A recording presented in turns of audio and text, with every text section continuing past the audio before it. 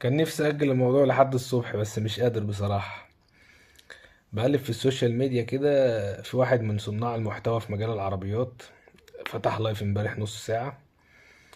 آه، نص اللايف بيشتم أو بيهزأ الناس الغلابة اللي زي حالاتي وحالاتك كده، اللي هم أصلا يعتبر نص الشعب.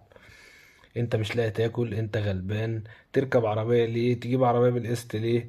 بعد اصلا واحد من الناس دول انا لغيت المتابعة لما لقيته طلع مبتسم كده ومنشكح وبيعمل اعلان للبروتون ساجا بمقدم 65,000 جنيه وقسط على 10 سنين ومش عارف ايه. حسبت الحسبة لقيت العربية ب1,500,000. يعني ايه عربية ب650,000 جنيه والتوكيل بتاعها مش عارف يبيعها؟ عايز تلبسها للناس ب1,500,000؟ دلوقتي راجع تهزأ الناس دي وتشتمها ان هي بتجيب عربيات ومش لاقيه تاكل واهم حاجه عنده العربيه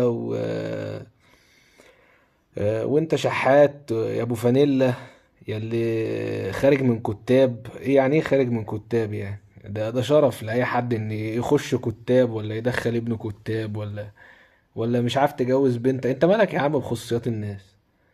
يا عم البلد بتتطور، البلد مليانة مشاريع جديدة، وكل واحد نفسه يعيش كويس ويسكن في مكان كويس ويلبس كويس ويشرب كويس.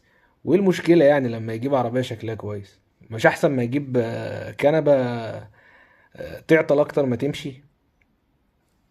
ايه المشكلة يعني؟ ما حلم كل بيت في الدنيا يركب عربية كويسة وياكل كويس ويشرب كويس ويدخل عياله احسن مدارس.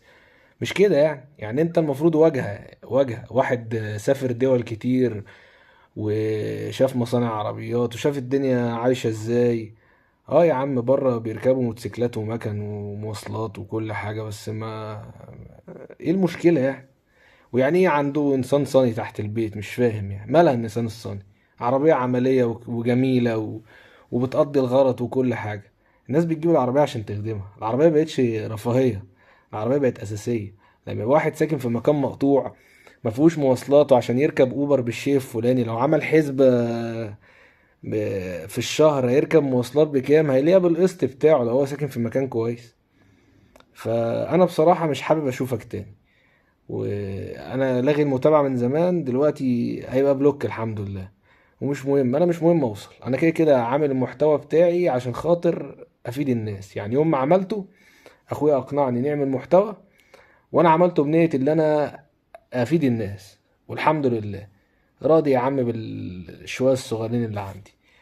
بس بصراحة اسلوبك ده انا مش عارف يعني، ربنا زي ما بيدي الواحد بيقدر ياخد منه في ثانية. فحاول تتقي الله